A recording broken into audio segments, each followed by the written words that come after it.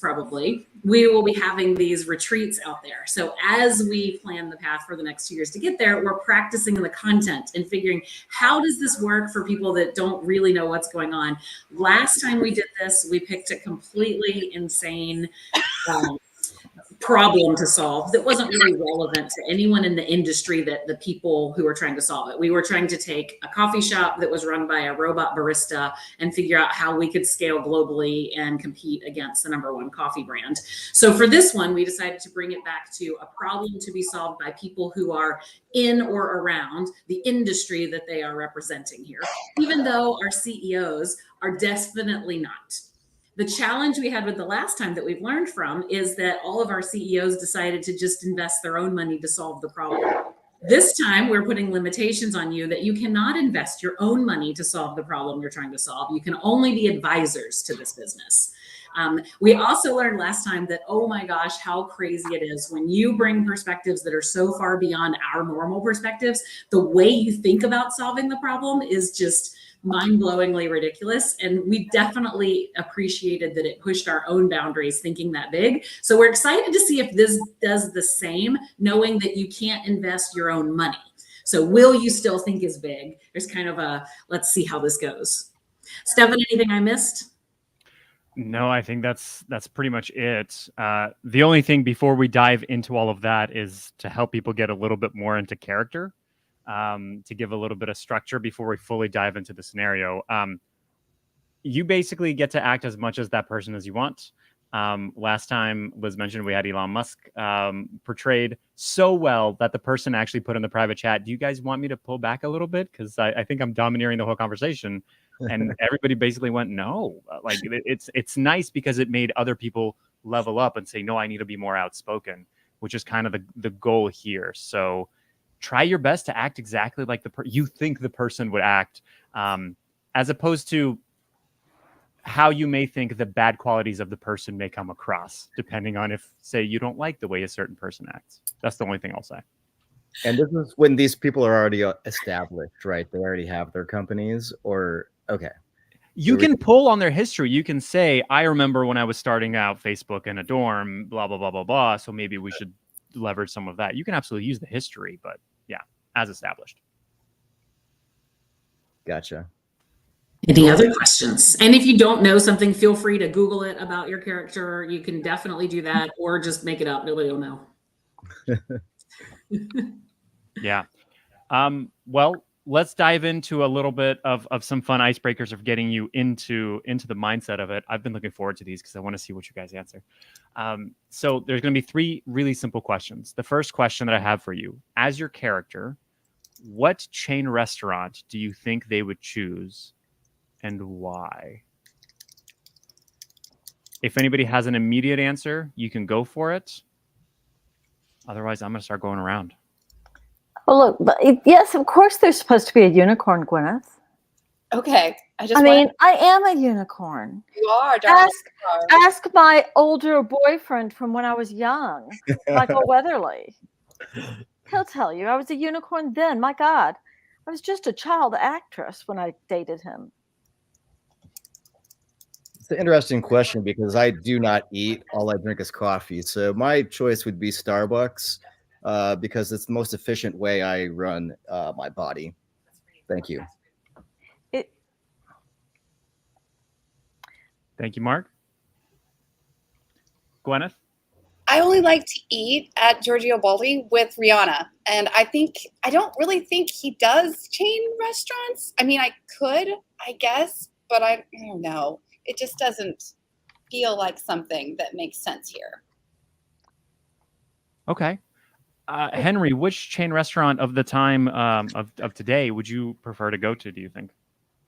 Well, it has to be Chipotle. I mean, it's the most efficient assembly line out there. You get exactly what you want every single time. I highly agree. Very efficient. Perfect.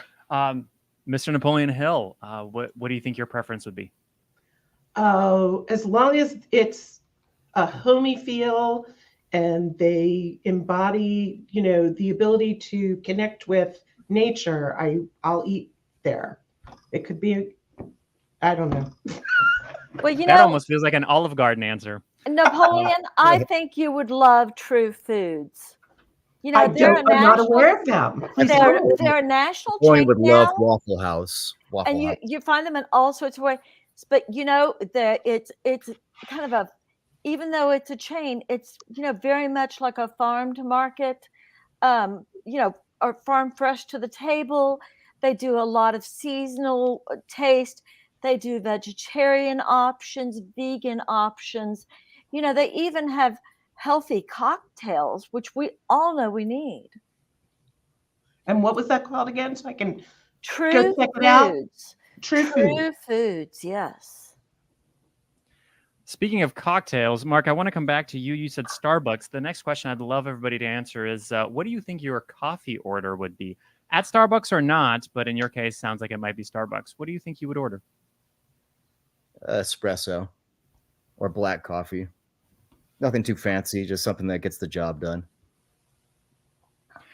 Jessica, what about yourself?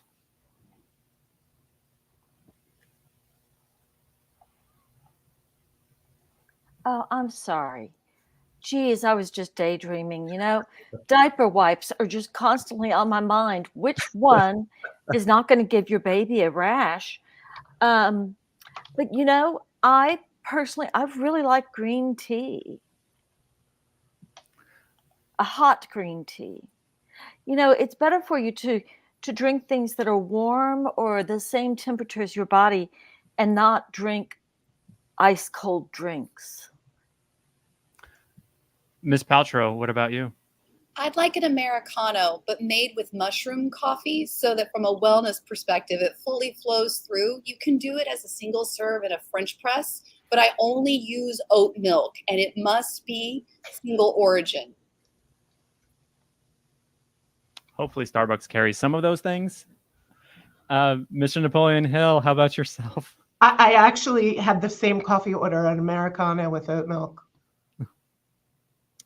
I have my thoughts about what you might order, Mr. Ford, but what do you think? I mean, it's black coffee. It's efficient. It gets the job done. You get it right at the register and you're on your way. No time wasted. Fantastic. My final question to all of you before we present the business that we will be discussing today is, if you are presented with the choice of receiving one cookie right now, and for those of you that are health conscious, it could be a very health conscious cookie, or waiting 5 minutes and be given 2 cookies instead, which would you choose? We will start with Henry Ford. I'm all about efficiency, but I also like to maximize my product. So, you know, I think the 5 minutes is worth the wait. I think the assembly line can handle the 5-minute wait for the 2 cookies. Okay. Mr. Napoleon Hill, what do you think? I'm going to wait for the 2. It took me a long time to get off the ground, starting in a one-room cabin and working my way up. So I have patience for that. Mark, how about yourself? I'll choose the one cookie. I'll take a picture of it. I will post it on Instagram and Facebook. I will try to maximize my likes as fast as I possibly can. And then once the profits come in, I'll buy more cookies for all of us. Thank you. I like it. Jessica Alba, how about you? You know, my mind was on those diaper wipes again, and I just totally missed the question. Would you rather have one cookie now? It's a very, very healthy, good cookie, or 2 cookies in 5 minutes? Oh, I think I'll wait 5 minutes. You know, because I have 3 children, and I could divide those 2 cookies into 4 pieces and share them with my children. How very charitable. Miss Gwyneth, how about yourself? 2 cookies. It will take you that long to find the right gluten-free flour in order to make sure that it is the healthiest cookies we could consume. Fantastic. We've got a patient bunch, except for Zuckerberg, but has a definite strategy after the immediate action. With that, we're going to bid Liz adieu from the stage for now, but she's hovering ever so slightly. And we will jump into what we're going to be talking about today. And today's business is Event Horizons. It is an event planning agency with possibly a little bit of puns involved into it as well. And we require your help to drastically scale this agency. At the current standing, we are looking at about $750,000 of revenue as of 18 months or so that they have started, with a goal of reaching $5 million of revenue by 3 years' time. There are so far 2 founders and 2 employees at this company. And realistically, they are trying to just scale and improve more and more and more. Your initial goal for the first stage is to figure out how well the company is doing. Evaluate the company's current operations, be that the personnel or the financial health. There are some suggested tasks, but it's up to you if you see something else that you need there. My name is Jarvis, and I am here to help with any questions that you might have generally about the company. And at this point, I'm opening it up to all of you to see where would you like to start evaluating the current standings.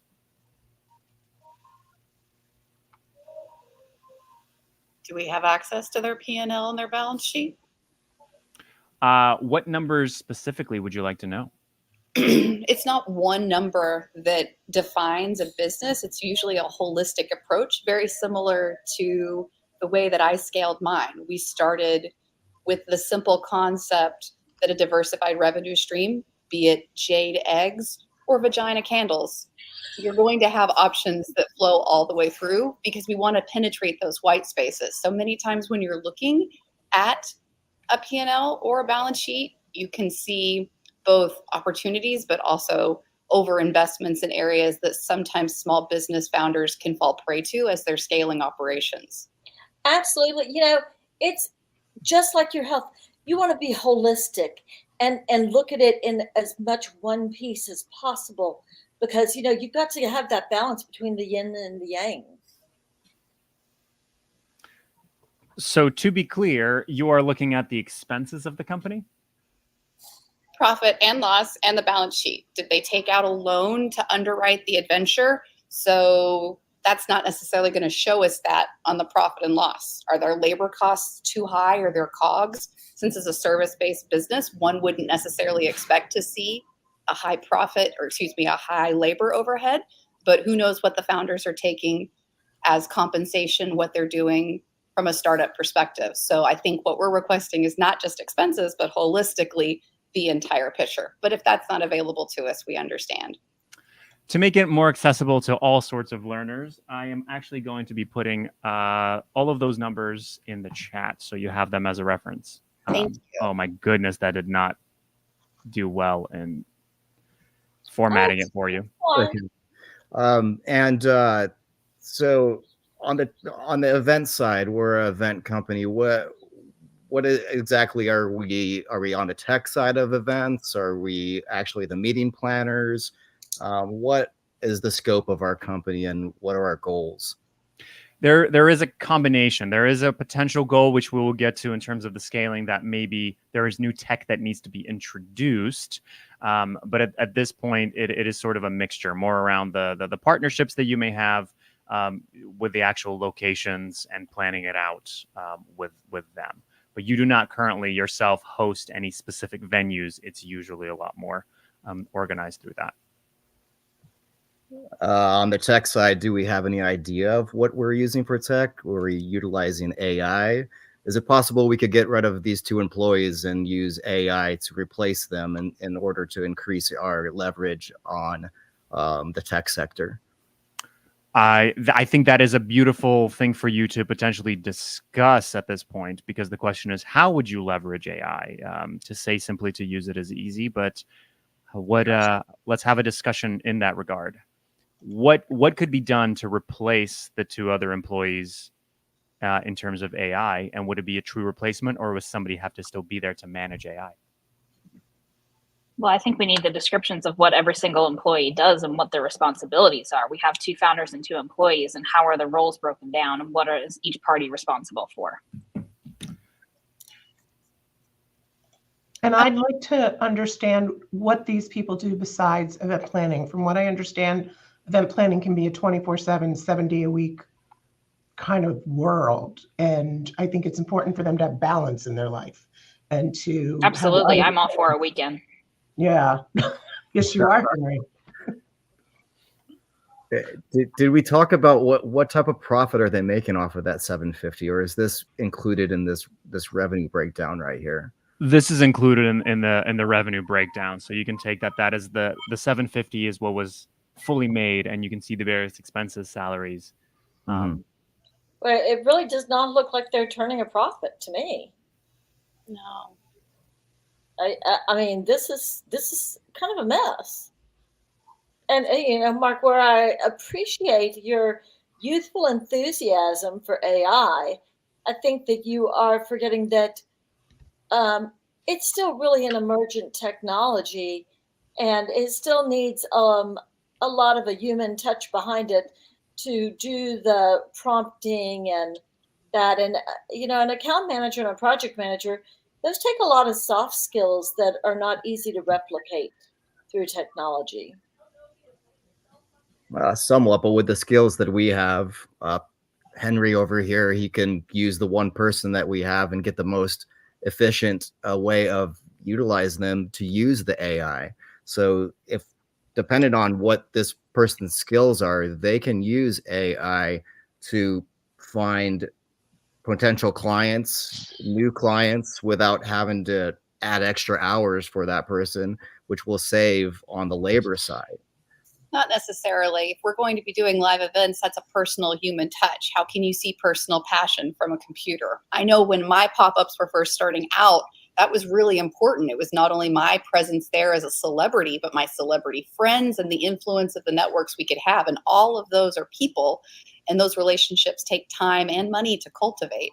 So I think that account manager role in particular, maybe the project manager to a certain degree, but it's not foolproof, at least not from what I can see, because the last time one of my interns used a generator, it came out with a beaver on a couch. And while I'm a fan of a beaver, I'd prefer it in my candles, not on my couch. But sometimes people just don't know what they want, and that's what we have to be able to tell them. I mean, people didn't know that they wanted a car; they just thought they wanted a faster horse. I've already educated them on that, so we just have to educate them on a different way of how to experience events. Well, unless we're talking about virtual events where we can get into the metaverse and we can scale it through that, which would potentially save us money. If we can go into a forum like we are right here, charge each person, say, $1,000 to network with each other without having to physically be in a room, that will therefore scale us. You know, Mark, after the pandemic and people staying home, you know, people really are looking for that human touch again. I mean, we can't get all our smells through one of Gwyneth's candles. I'm not proposing taking away the human touch. We could still have one employee, but there's only two employees. They're not going to be at all these places at the same time. So utilizing the technology while keeping them, we want to keep them. That's great. And then we'll obviously, while we're running these events and the virtual side, doing them both together is the key to trying to get these revenues we're speaking of. We have to come up with solutions instead of bringing in more problems or detracting from the goal at hand. Well, what really is the goal? We want to scale. We want to do more events. So you're basically saying do more with less. No, I'm saying do more with more. We're gonna okay.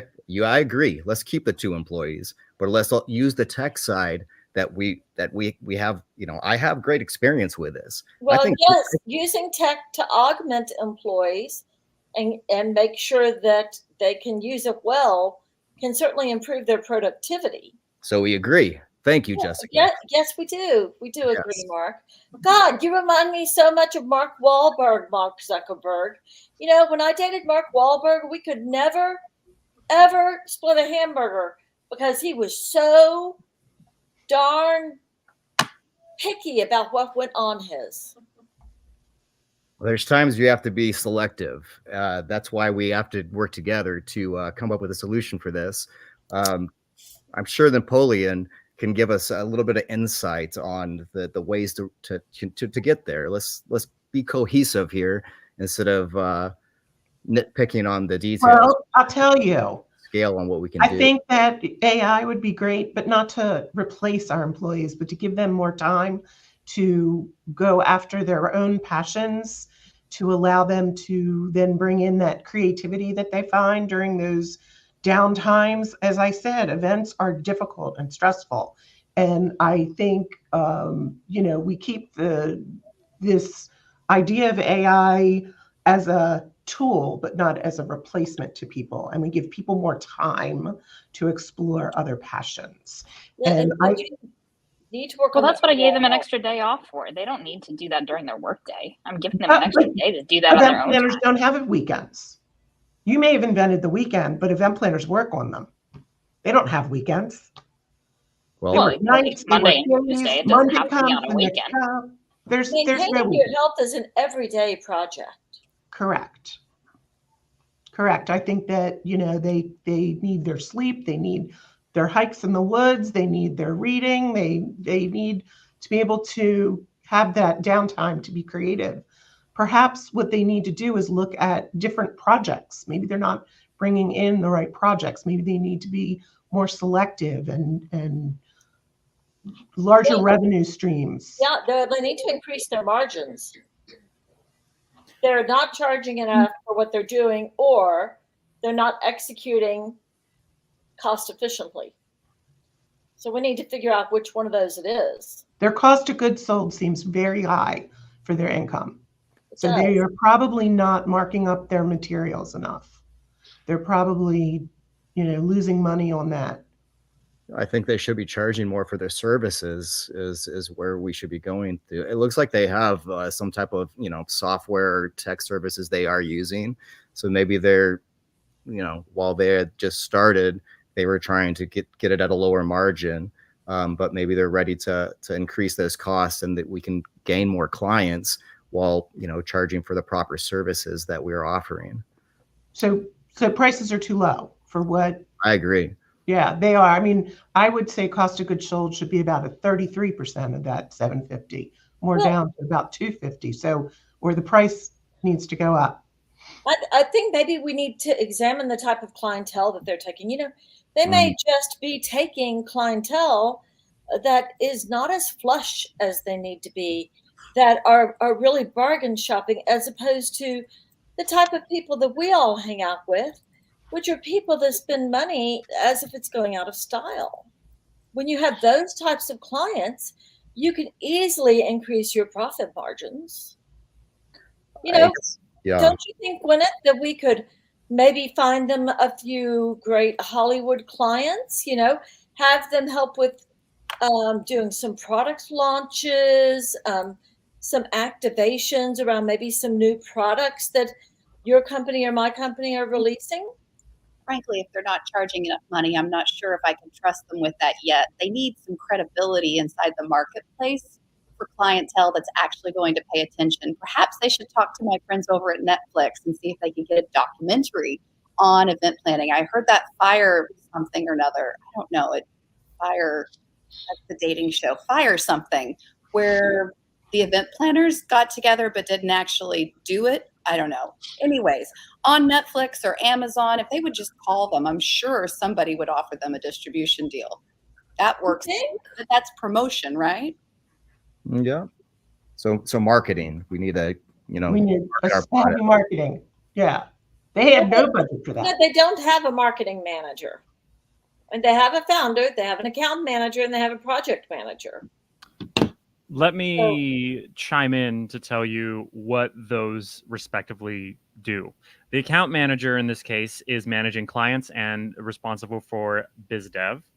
And then the project manager is overseeing freelancers, contractors, and ensuring event project gets executed, that the various things are getting done. The one thing that you get to know is that the project manager is struggling, and that they are not delivering to what the expenses are on their salary. How would you adjust for What that? is the founder doing? The founders effectively do all of the above in just various wherever they basically can help and can start. At this point, they are going to be far more in charge of the marketing and those other aspects as the founders, but they're doing all of the possible other things and a little bit of everything else. And what is their background in? To what degree? You mean What event planning? discipline did they come from? Predominantly event planning. Okay.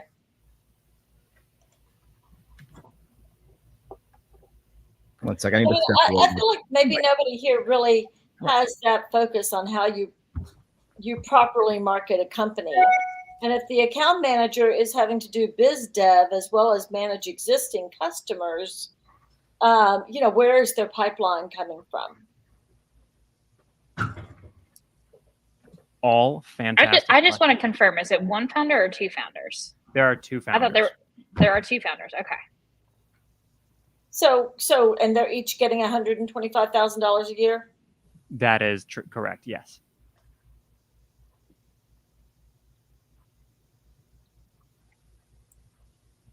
What kind of revenue are each of these 4 people generating? What each of their billable sales? We don't have individualized numbers at this point. You just get the whole mass for the company. So, it's saying that a project manager isn't executing enough to justify their salary. Are the events happening? Well, yes, that's the revenue. Right. But what I'm saying is, without the project manager, the events don't happen at all. And just knowing the legal challenges that my company has faced in the past, you can sometimes take the money and not execute fully to the expectations, because some people have a different interpretation on what you are actually providing to them from a professional services. Now, I know, Jessica, you've also faced legal challenges in the past. So that would be a question of, are they taking the money and not maybe following through, which is hurting them to continue to grow? Or is it they've just scaled past capacity? Also, it shows rent on here. So, are they renting a physical space for their offices? Yes. I think that we can probably get rid of that and just go remote for these type of positions. I don't think there's reason to have a physical space unless they're using it for, venue purposes, which I don't think that's the case. It's not the most predominant case. Every now and again, it can be used, but yes, not usually. Do they have any product? Do they sell anything, make anything, or it's all service oriented? At this point, it is all service based. We'll be getting into some other ideas here shortly. I think we're ready with where you are and what you've assessed around this to move into the second stage, which is more going to be about how do we actually develop some ideas and some implementations of new things for expanding the company. You've mentioned a little bit about the marketing. We'll get to marketing a little bit later, but right now, your general thoughts of, okay, if the deliverables are simply these events, what other deliverables could there be? Or what other ways do you see that the company needs to expand? This is where we can bring back again the topic of AI, possibly hiring others, maybe a marketing manager or whatever else you may think. Well, open for discussion. Where is their clientele coming from? I mean, are they hitting mostly private clients or do they have any corporate clients? There are definitely corporate clients. It's a little bit of a mixed bag with more so corporate clients. I mean, it seems to me that the real problem is they're spending too much to execute the programs, and so they have no profit margin. So they've either got to charge more or they have to bring down their cost of execution. I think maybe they've got some pricing problems. Yeah, I mean, I don't think whether they scale or not or make more revenue, they're still not going to be making the profit that they'll be needing with what it's looking like on these costs that you sent over. You mentioned the project managers managing the people who are doing the work. What is it all? Contract labor? that's actually executing these events? I think it's all It's free. a lot of it freelancers and contractors. We're heavy on the top. None of them are doing the work that they're bringing in. Why do we need 2 founders on staff and an account manager and 1 project manager, and everybody's contract labor then? What are these guys doing? Well, so to be fair, the co-founders that are in it are they're the founders of the company, so it's going to be a little bit harder to take them completely off of it. However, it's your thoughts around the account manager and the project manager. The account manager has to be there for sales. The project manager is actually physically getting out there and managing the people and making sure the events happen. But if they're the wrong people for the job, that's what we need to talk about. It doesn't seem, now, have we been in operation for a full year now? Is this a year forecast? 18 months. I'm not quite sure that not letting it's all necessarily having to take away the account manager, the project manager. Just because the founders helped start the company doesn't necessarily mean they have to stay there. Now, speaking from a founder perspective myself, it's important to pull your own load and be able to use what you bring to the company. And if you're not bringing value to the company, I hate to take a page out of Henry Ford's book, but that's not really, we might as well go into uncharted territory here. If one founder's not doing the work, right? Or if you're going to do that, then they don't necessarily need the staff that they're putting into place to go into execute. They're not ready for that kind of growth there. I don't know. Is that making sense? I feel like there's a lot of white space here that we could play in. Well, it really does feel like it's very top heavy to have 2 founders and they haven't taken distinct roles. They're just kind of like, well, we're doing whatever we need. That just seems very loosey-goosey to me. Are the founders female, of diversity? Are there grants? Is there additional funding? Have they thought about a line of credit that could help them extend where they're going inside of this? Sometimes, I personally invested a lot of my money, but I wouldn't want to bet on something here without that. So where are they finding additional financing that's not going to show up on their P&L? Have they leveraged that so far for their business? To be fair, line of credit is not going to be able to be open until 2 years in, so they're 6 months away from that. So no, there may be potential for grants. You now have some ideas. What I've heard so far that I think all need to discuss further is what are the things the founders should be doing, and we basically told you what everybody's responsible for. Should people have other things delegated to them? Should it be more structured for you to discuss? So Jarvis, you didn't tell us who are the founders? Are they female? Are they male? Are they gay? Are they black? Are they white? What's our demographic here? I'm curious why that would matter. What would change? As Gwyneth mentioned, there are certain grants that are based on diversity. Sure. And absolutely, that's an avenue, is to petition for those grants. That's an innovative solution that you have. Is there any other reason? If they're both, it opens up different avenues for you to go in. I can't partner with Paul Darling if it's not where I'm supposed to be, right? Like, can I go on and leverage my connections through what I already have in front of me from a community perspective? I know when we were building Goop, we started with my friends. And my friends are a very certain echelon inside LA, but we didn't have to search further. And then it picked up in New York and the different areas where we did the pop-ups, right? And so if they're not hunting inside their own community at this point in time, that seems like a serious lack of networking and investment on their part from a sales perspective. I think that we know about networking. We know this market. What it needs to happen is they need to focus towards them, whether it's themselves or someone else. Maybe we need to talk with our employees and our founders here and see how we can scale this and market towards those people that we want to, and you want to, and Jessica wants to. We have to let them know, like, this is how we do it.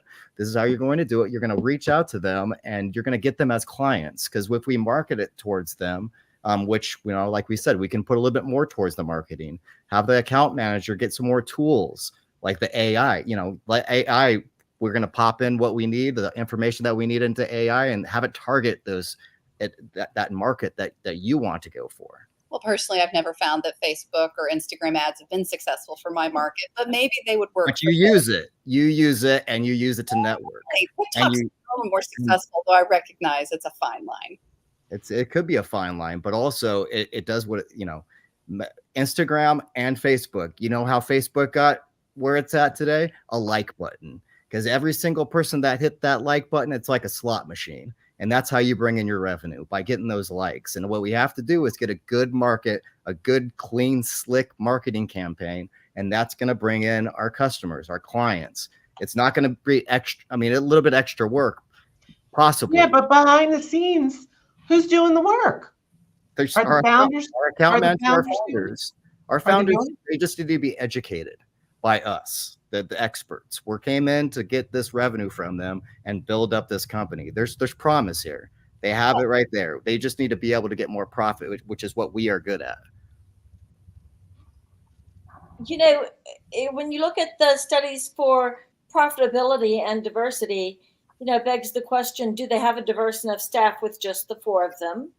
You know, We are don't, they all, we don't do they- see any of that. We don't see any of what they look like. That doesn't matter to us. well, We see and I numbers. understand We work in that. numbers, and we work in stats. And where we're going with this is trying know to what? bring.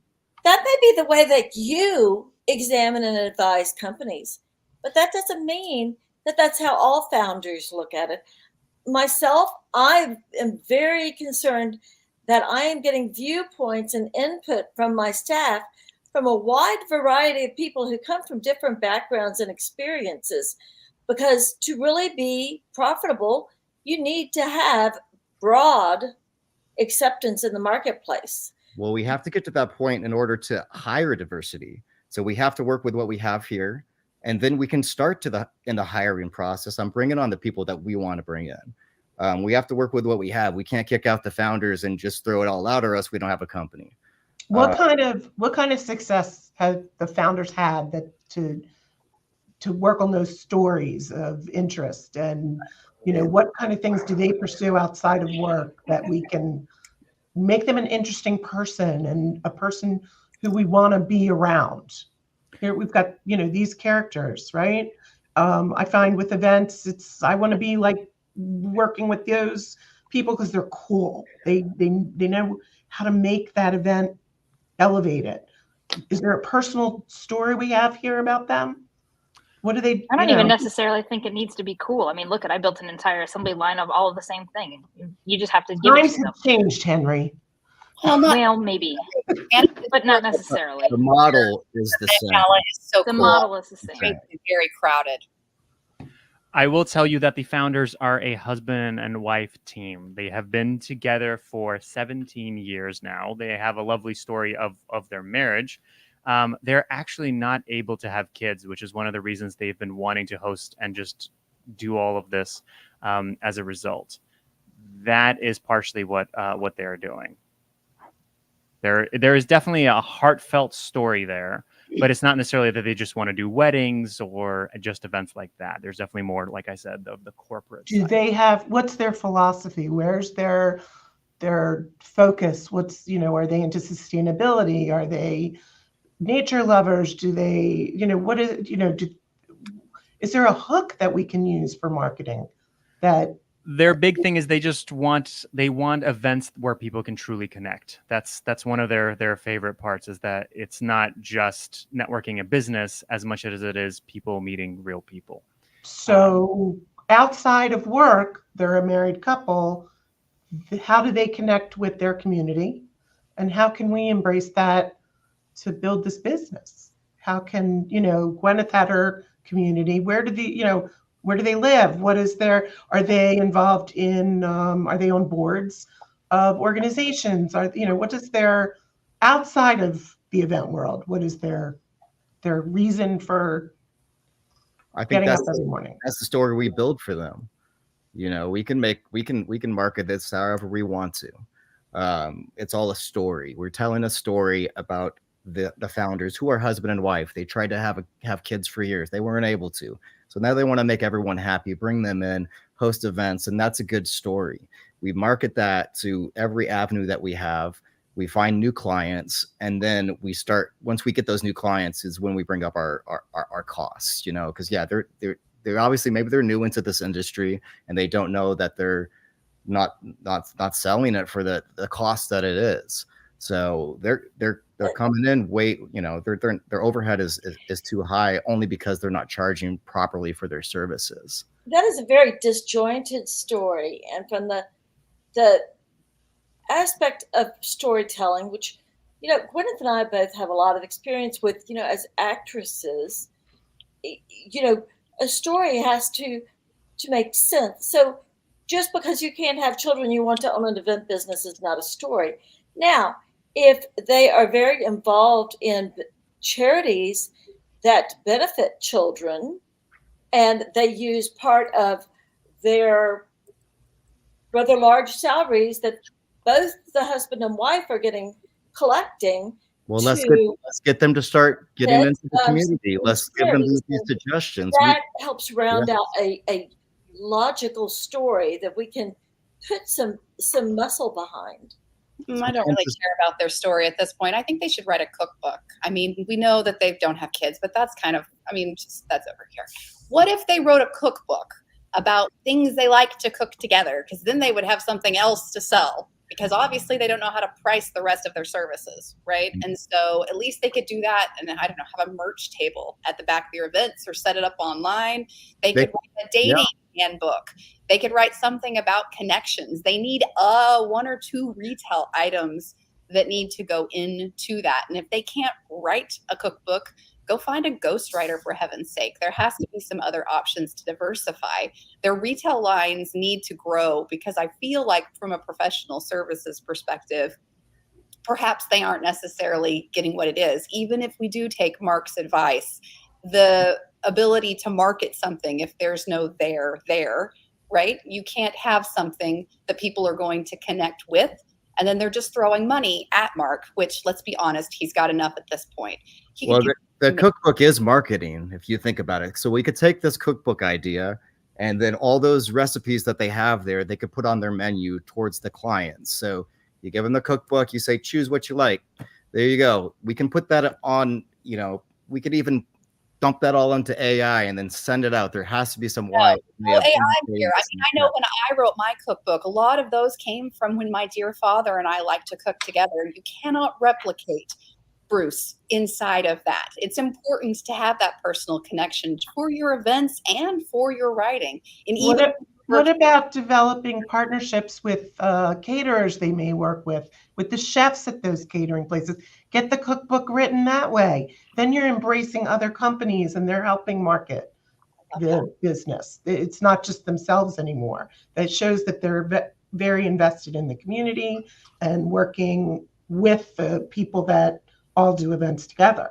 I like that. The other idea could be home decor, right? That's something that's been very successful in putting it out. And if you've got such good taste, if you've got all that time between the two of you as a husband and wife, then you should have some kind of option for how you should go out and be able to do it. Again, diversifying that revenue stream. And if you're not any good at interior design, find somebody to partner with, like Napoleon said. But again, it's choosing other ways. And then going back to that idea, finding other elements to broadcast this. If you can't talk to Netflix or Amazon, then maybe you could go to Architectural Digest. Hopefully their marriage isn't in trouble if they're struggling at this point to diversify and scale. So, you know, at any ways, they'd get a nice photo spread from it. Well, I think before we diversify and scale, we need to go back to some of the problems that are actually existing in the company. We focus so long on the founder story that we actually need to look at the project manager. The project manager is the one who is managing all the workload. And any person who runs an assembly line will tell you that if you need to figure out where the problems are, go and talk to the frontline workers, the one who are actually doing it. So why haven't we talked to the project manager to figure out why those events are not successful under his or her leadership? What's wrong that they can't balance the workload and deliver in the way that they need to? They don't have the proper tools to do the job. Who says? We don't know that yet. I mean, so how do we find that out? We're talking. I can tell you that the project manager is overwhelmed due to the fact that they're not fully experienced, and that there may be a lack of workflow throughout the 4 individuals all the way through. So we have a communication problem. project manager, the word manager is I'm managing others. Who are they managing? Again, going back to the freelancers, the freelancers and the contractors. Why don't we bring some more staff on? Maybe one of the founders needs to go work on that cookbook and not get their salary I don't here. think that's the route to bring in more, because there's not that much more to give out. What they need is the proper tools. So we keep distracting away from technology, but technology is what will help this scale in the proper way without adding the hours. We can use, with a cookbook idea, but it should be digital. How are you going to get a publisher and all these other items that would cost even more and bring in more overhead? So, well, it seems to me that the issue here is business development. They're not getting the right clients, or they're not getting enough of them. Right. So we need to find a way to offer that to them and how they can do that. Beautiful. With that, we're going to take our first quick break. Thank you. Take 1 minute. You can turn off your cameras, do whatever you need, but you have homework for the break. Go somewhere and grab something random that I'm not going to tell you what it's for, but something random, fun, an object, and bring it back. We will be back in 1 minute.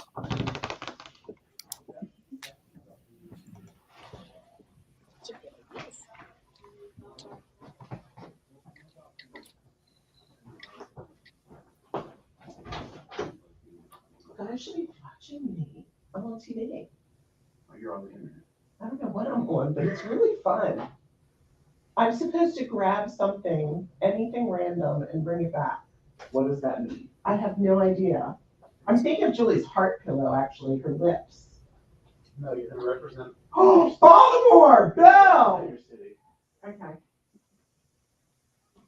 I like that. Instead of this? Yes.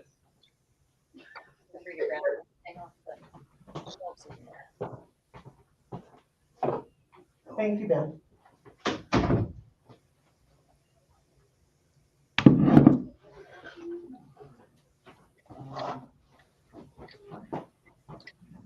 That was too quick. I don't even know who's speaking. How do you know? Beer that was made in Baltimore was not Scaled. Diane obviously is. I'm really worried about working with Diane on this too, because she's not fulfilling her. We still don't have anything from her. Noel hasn't said anything since then. I would literally have a. Okay, because Noel's like, where's shit from Diane? I have an email in my draft waiting for Diane's list of things she needs. We need to start with the logo. I told her that too, and I'm hoping that she'll agree. I think she does. And have more. We have nothing. The meeting that Julie and I were on that I walked out of, Noel's just going in a circle. He wants us.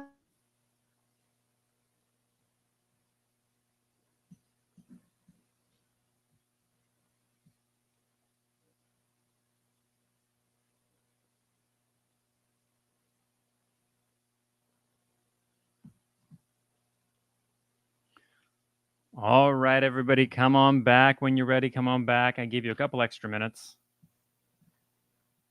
Ever so nice.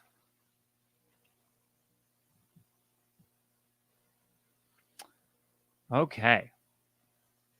To get you all reacquainted to what we were about saying, keep your item. I didn't forget about the item, but we're not going to use it quite yet.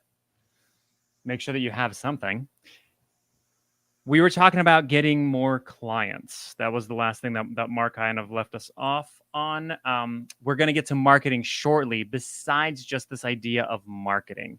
Your thoughts with this idea that corporate clients are the most, there are some kind of off associate clients, but mostly it is corporate. We need to get more around those people and remembering you can give your advice, but unfortunately you cannot use the influence of your characters to partner with those companies.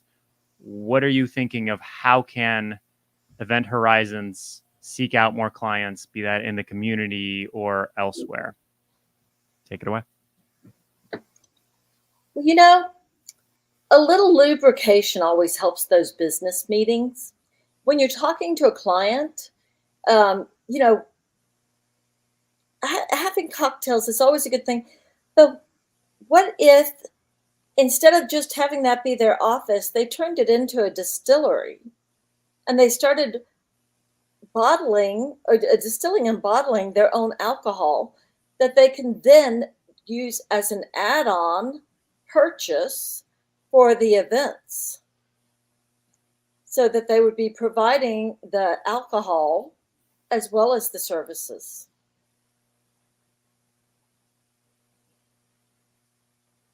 Thoughts?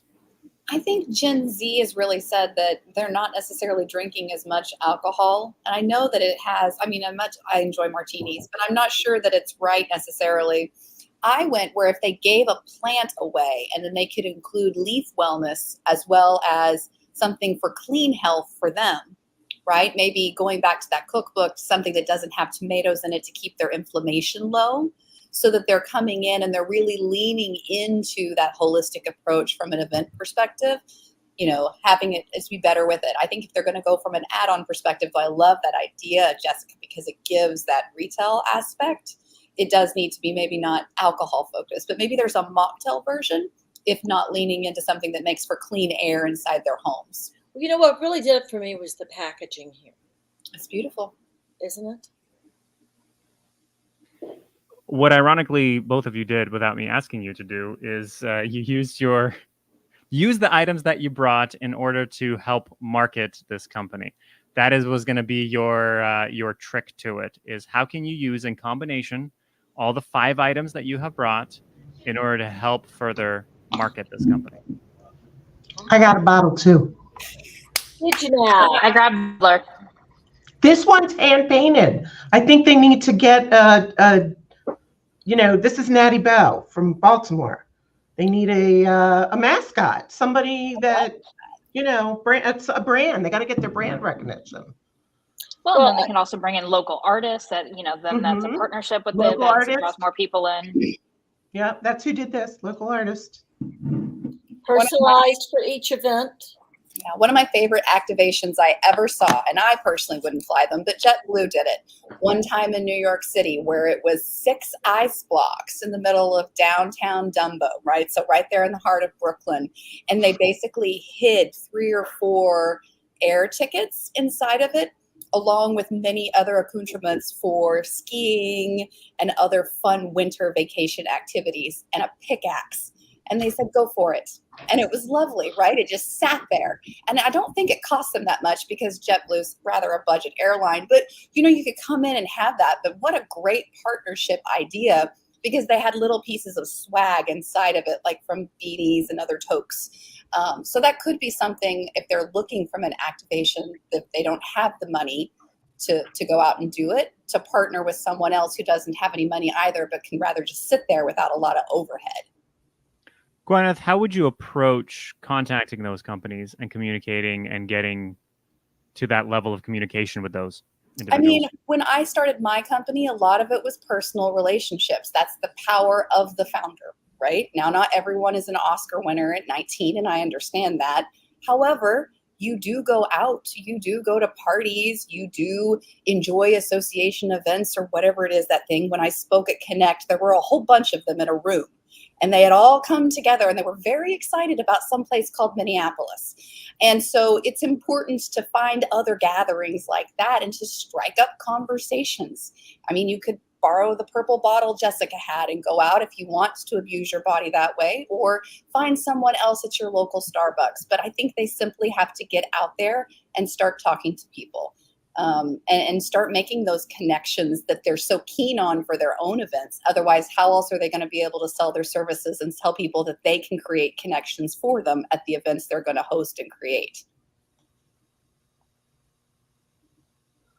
Mark, do you have any thoughts in regards to what if you need to reach people that aren't local? Again, I think that there's a combination of the two. We can go to the industry events like you're talking about, Gwyneth. We can use the products that you brought. We can do the same thing. You know, that sounds like we're getting a little bit into the marketing, but while we go to these events, we are going to post them on Instagram, Facebook, LinkedIn. We let them know that we're going to go there. We try to make connections virtually, online, in person. It's a blended of all of them. And by making these connections, we will find them at these events and speak with them. And if we're trying to get partners, it's like you said, it is about talking with people, but there's more talking with people than just trying to be face to face, because we can only be a certain amount of places at the same time. So we do a campaign, we do a virtual campaign. And then while we're doing that, we send our account manager to these campaigns and say, hey, meet with Napoleon or meet with Henry, meet with him here. He's going to have, give him the swag bags if that's what we want to do. Or we just keep it virtual, digital, and keep the costs down. But if we want to market one of your items and brand it for our founders, and then give them going away gifts, and then that way they can at least respond back to us, and we can, meet with them virtually online. We can come in a group like this and talk, and then try to gain their partnerships and their business. If you were to use the items that you all brought as the various items that were made to be branded and to be given out, how would you uniquely change them so that they could be used for this company as part of the swag or whatever else it may be?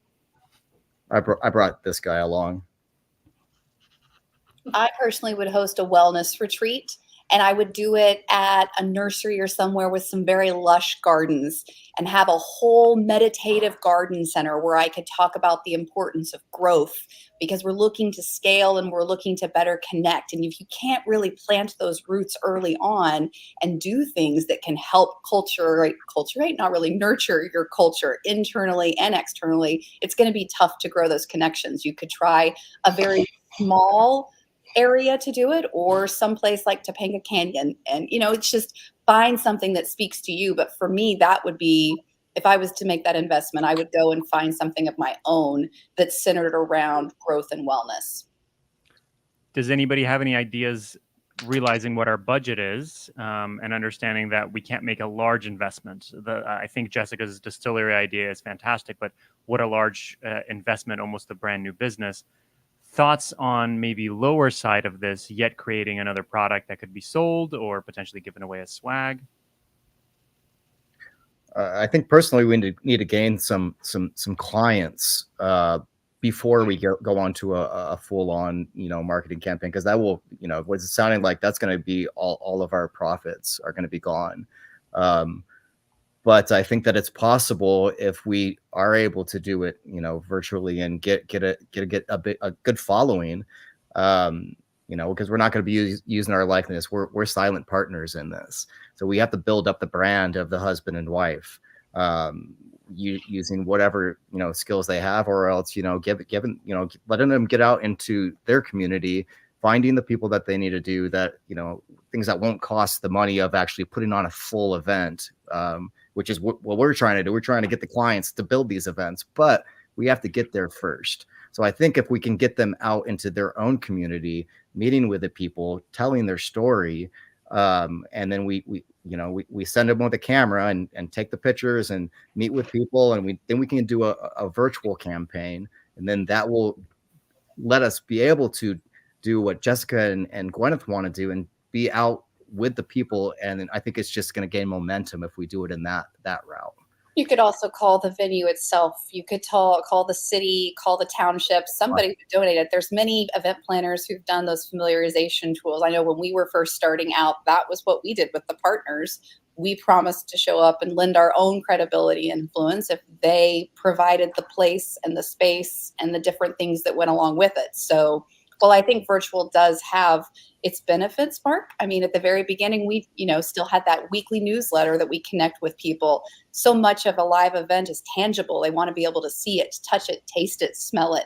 So you really have to, I think, pick up the phone and connect with the places you're going to host at. And you might not get the Four Seasons right away, but it may not be the right one, which is why, again, going back to something as simple as a nursery or a garden, you could go and do a pop-up in City Park, Central Park, and have something where you could showcase these things that won't cost you more than a permit. With the idea Well- that the majority of the clients are corporate clients, how would Event Horizons gear more of this towards acquiring corporate clients? I'm still back on, we're focusing too much on the founders, and we need to go back to the project managers. The events that are not speaking for themselves. If the work was being done well, then the events would speak for themselves, and our corporate clients would be referring us to other people. So why is the project manager not able to manage the workload? And how do we figure out the golden rules of assembly line are, what do we automate? What do we delegate? What do we eliminate? So what do we need to figure out that we need to automate? What do we need to delegate? What do we need to eliminate so that this project manager can do a better job? The events are more successful and we're getting more referrals. How do we build a better referral program? So one of the things that it's one thing to be a project manager, but it's really the person who is planning the event that determines a lot of the whether or not it's profitable or successful. Because you can be the best project manager in the world, and if you're not given the right specifications and request, then you're not going to turn a profitable event. So I think that the problem may go a little bit deeper than just the project manager. But Henry, I was wondering, what item did you bring to the table? I had a muddler, so I don't think the muddler is. Muddler. Yes. Oh, okay. Well, that's great. Standalone, I'm not sure that this would be a good product to sell. No, but it does seem to represent have this some muddled interesting mess that ideas we're about how trying to market it, but untangle. It does that- go with the alcohol. Is that for making drinks? Is that what it is? You muddle. yes. Well, what we Yes. can do is we can use Jessica's idea with a bottle, grab the muddler. We can make a custom cocktail. We just do a digital campaign with that. We hashtag all the hashtags we can. We try to find the partners for it. And then from there, if they like the drink, they like the idea, that's how we can find a corporate partner. We'll highly stylize it. It won't cost too much money because we're just going to post it. And then we can at least get the conversation started. After we get the conversation started, we're going to send our account manager over there with that cocktail, with that drink, to meet up with them in person. And then we try to get them to an event like Gwyneth was speaking of.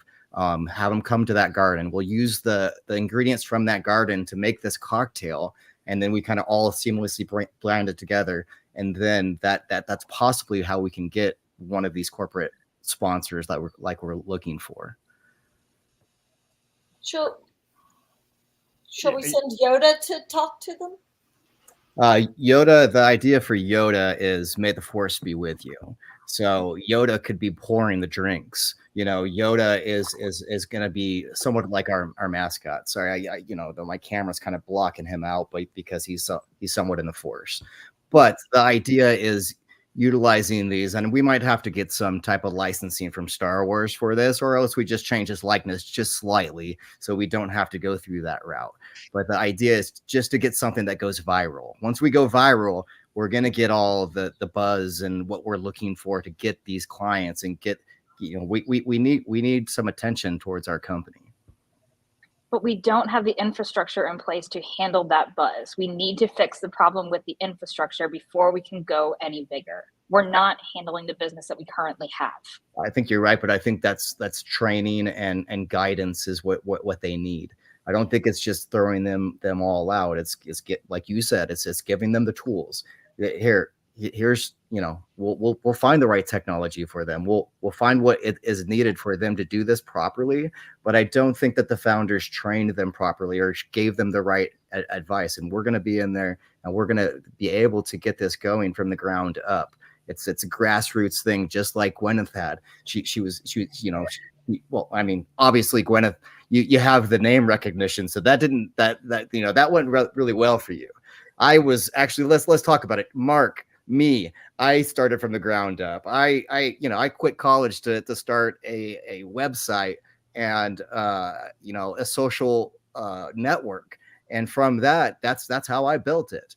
So there is ways to do it with zero to make it so. I did it too, from nothing. And I certainly didn't have any social media buzz.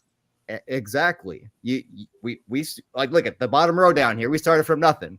That's that because Ambition from the bottom and to the top, we're gonna discipline. make it. We Yeah. just have to get the greatest idea and go viral, which we have. The platforms are out there. We don't have to build the platforms anymore. The technology is out there. We just have to find the right pieces to find the right people, and they'll come once we. What is the mission of this event planning company? What are they built on? I think they're trying to get more profit. It's for the only. That's not a business. Well, that's what mission. everybody's business model is. So What is their service? What is their focus? What is their, what is their passion? That's the story we have to tell for them. We're trying to build a marketing campaign for them. So we have to find out. That's a terrible what these true plan. I'm passions- sorry. If you're a founder, you need to have your personal passion. Your advisor should not bring that to the table. How else are you going to parlay your I personal? think that's what's missing. Yeah, I It's agree missing. fully. I And that think they're working crazy hours and don't even have downtime. They're founders. That's what they're going to have to do to try to get this company. No, I've never heard that these founders are working crazy hours. They're, together, they're making an awful lot of, they're taking an awful lot That kind of money, they better be. out of the business for their own salaries. And it seems that if they were really passionate about it, they would be putting more of that money back into the business or hiring another employee. Well, I think rather they're bringing us in to advise them on how we can get to them to that stage. So One of them needs to go get another job. wow. Okay. Yeah. So are we just going to blow this company up, or are we done with them? They're too heavy on the top. Like I said. We have to come up with conscious ways uncoupling to helps fix that. every marriage. So potential fix: if one of the founders was to step down and no longer accept the salary, or the salary was halved, given that they're husband and wife, their incomes are linked, and you had an extra founder salary to play around with, how would you alter the current process? Henry, I'm kind of looking at you to a degree, since this has been brought up a lot of the times at the training, perhaps for the founder, for the project manager. What are the things, if you had that much revenue open, what would you do? This is to everybody, but yeah. again, we need to start with the project manager and understand what is not going right. Why is the project manager not able to manage the staff that they currently have? Why are they not able to oversee all of the contractors that they currently have? And if they need extra help, then we can use that salary towards getting them extra help. If it's because they just can't manage it, they're not the right person, then we bring in a better person. But it's all starts with the project manager and understanding why the project manager is currently failing. When you say they need more help, yes, they're just overwhelmed, and they're going to catch up to it eventually to be able to manage all of this. But right now they need help. What kind of help might you implement with them? Help in what? Just everything. Just everything seems too much. They can't do things fast enough because they don't have the number of reps that are needed. You also said they didn't have the knowledge. They weren't well trained. They weren't. So maybe we need to get them in some classes with what they're missing, or, I hate to say it, but maybe some AI help. Well, and I'm not convinced that the project manager is getting the right input and the right guidance, because it seems like nobody's taking the job of event planner seriously enough to have that as part of their title. Yeah, there isn't anybody who's an event planner. That's a pretty, There's no event planner on staff. Yeah, that seems to me like a problem. Yeah. If you're an And event also, if planner- I were the project manager and all of a sudden I had a founder that left me struggling for 18 months and suddenly comes in and says, this is the way you're going to do things, I would not be okay with that. You left me struggling for 18 months and now you're going to suddenly come in here and tell me how to do things. That's not going to fly. That project manager is likely out. And to be clear, when I was saying that the founders were in charge of everything else, they are the event planners, though that's not the only title that they kind of have, but they are the ones that are doing that. That helps to know. Why are there two heavy at the top event planners and only one lowly project manager? If they were doing their job right, there'd be a lot more project managers. Well, it seems like the project manager is making a little bit more salary than the founders are taking on. If they're splitting 125K between the two of them, you know, No, that says founder. 250. I thought it was two of them. Would be no, founder means 125 each.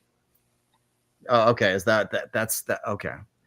Which that's not that much salary for a founder to take on, you know. That Well, no, it's not. But It's 18 months. we they're could also not paying these other people unusually well, and they're giving them an awful lot of work. If you got two planners and just one account manager and one project manager, You can't get the work done. we're bringing in more costs at this point, you know, and I don't know if it's going to turn the profit. Maybe one of the founders needs to take on some of this other work and actually the project management.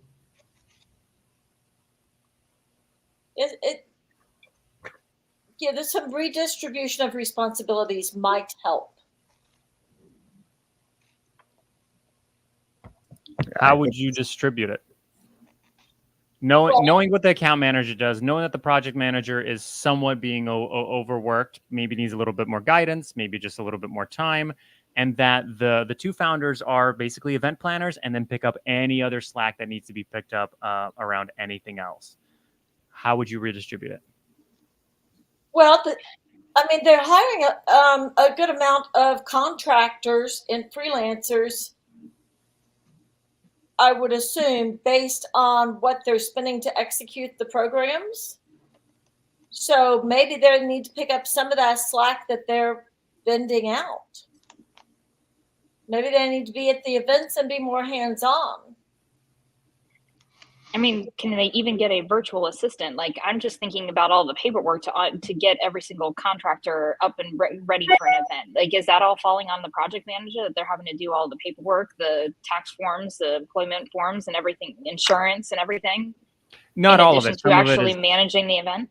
Right. Like, who's their operations manager?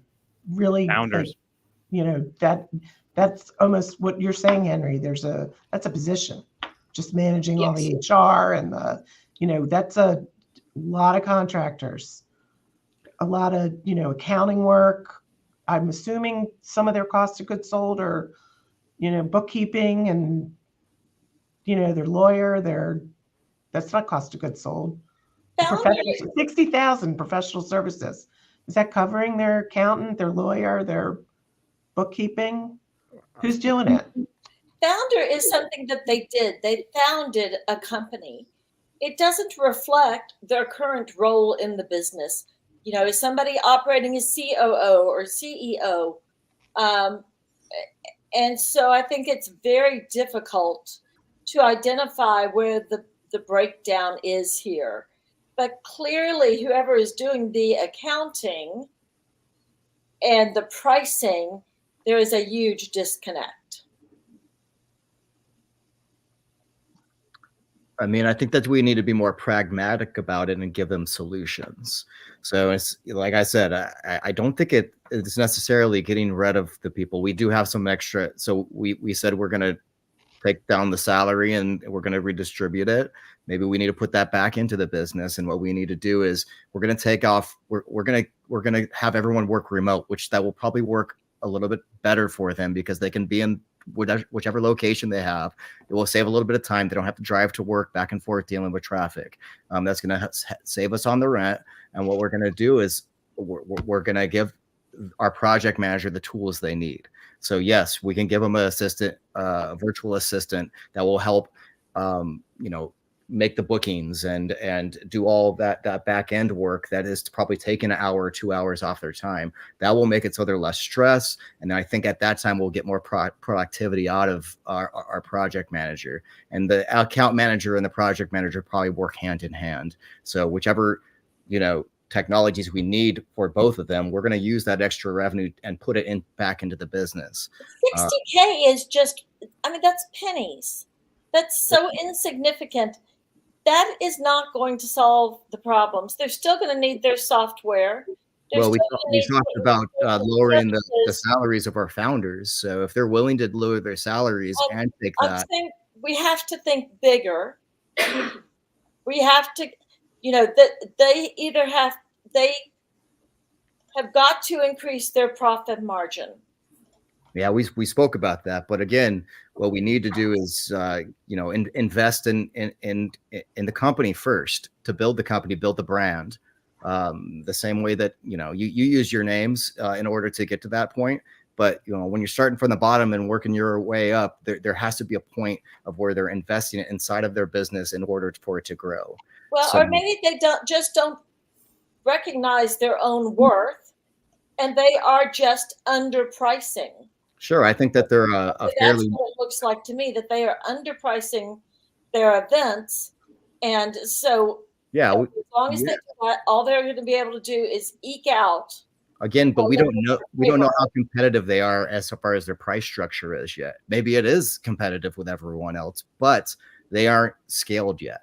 But the truth is if you get the right clientele, you don't have to be that competitive with your pricing. If you differentiate yourself from your competitors, then, and they see the value, for example, that Gwyneth's candles are so far superior to what they would go get from Bath and Body Works, that that it's understandable why people will pay 4 times as much. And so I think that maybe our founders don't really know the value of what they're doing, and they need to look at their pricing structure. And if they were charging more, they could get more help. They could buy more advertising. They would have better marketing. It could also scare away the clients that they. It could scare away the clients they already have. If the clients they already have are used to paying a certain amount, we want to make sure that they continue to be with us. We get referrals from them, and I think it's more about trying to get more business in. Referrals from clients who are penny pinchers are not the referrals you want. They've got to move. They've got to have clients who will pay them what they're worth. Let's move further on to, we'll fast forward ever so slightly in time. We'll say that the project manager has been taught a little bit better. There is a little bit more flow. Salaries to founders have been reduced. Prices, we will say, are competitive. At this point, we are looking that they want to scale to 5 million. One of the things that is possible for them in scaling to 5 million is potentially acquiring a networking platform to help them further a lot of that connection. So for this last bit, what if we focus on the fact that some of these smaller issues have been fixed that they are looking at, and now they're really looking to, we just need to scale a lot of this. The operation works relatively well, but how do we further scale up? Your thoughts on the networking platform, how that may be used or not used, if it should be there. I'm sure Mark is going to have a lot of thoughts on that. Take it away. Sure.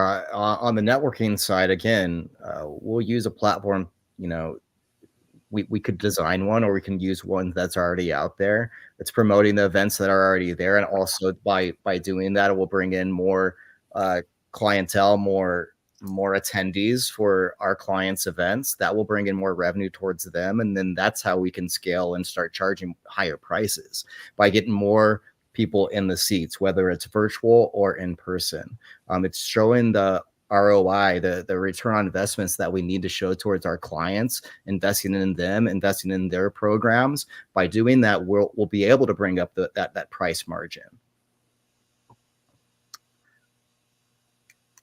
I'd love to hear also from people's, if we're looking at this more of as a plan of what would be the maybe general steps, and we can get more into the details, would be the general steps of how they would start to implement, be that the networking platform or the next steps to get to 5 million within 3 years. I think they'd have to have a really good, a funding round. So they would have to go in, like when we were scaling Goop, one of the things that we did after we made kind of those strategic partnerships with Google and Huffington and many of the other media partners, was we went out and we sought Series A, Series B financing from some of them. Now, we had to have those individual retail items in addition to the services. We started with the pop-ups and the white spaces because we knew that we could rely on my name.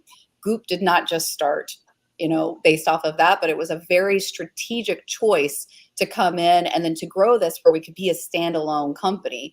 And so we did a round of angel investment partnerships so that people in our network donated and did that. And then the next round up, we showcased exactly how we were going to do that. I think it's a great idea to acquire something that has a widget capability if they're going to do the networking, because that gives them form and function, right? They're able to showcase that not only can they plan the services events, but they have a tool that predicates how to do that so that you really have that diversified revenue stream. Plus investors from an outside really like that because it's something that they can take back to the street and show, if we did this, there's X amount of multiple returns where you're coming up. It's something that's got a much more quantifiable growth pattern rather than trying to scale from 5 million on an individual basis, because your overhead, human capacity, you're always going to hit economies of scale. You're never going to be able to go out and get where you need to be unless you're really willing to make that investment from a labor perspective. As Henry's talked about multiple times,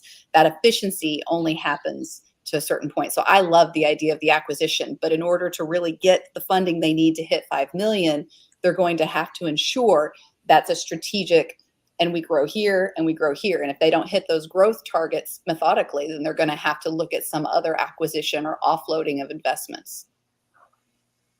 Speaking of growing, Mr. Napoleon Hill, any thoughts about this idea of growing anything, maybe even for the mental side, for the mindset of these founders as they're growing from something beyond 1 million to over 5 million?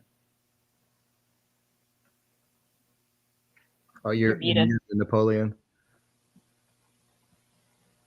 Sorry, I'm not used to technology. That's why I asked what their mission and their vision was, because the passion that they have is what's going to help get them moving forward. It's not a machine. It's not, there's processes and stuff, but behind what we give our people and our community of, clients is our passion. And, I haven't gotten a handle on that yet. I'm not understanding, what difference is this company going to make in the world that is a cause for me to use them as instead of another competitor. They still haven't. I need that branding to stand out, right? I really need to know who they are, and I don't. I need their passion. They definitely need a branding, thought leadership, marketing powerhouse to get them on the map.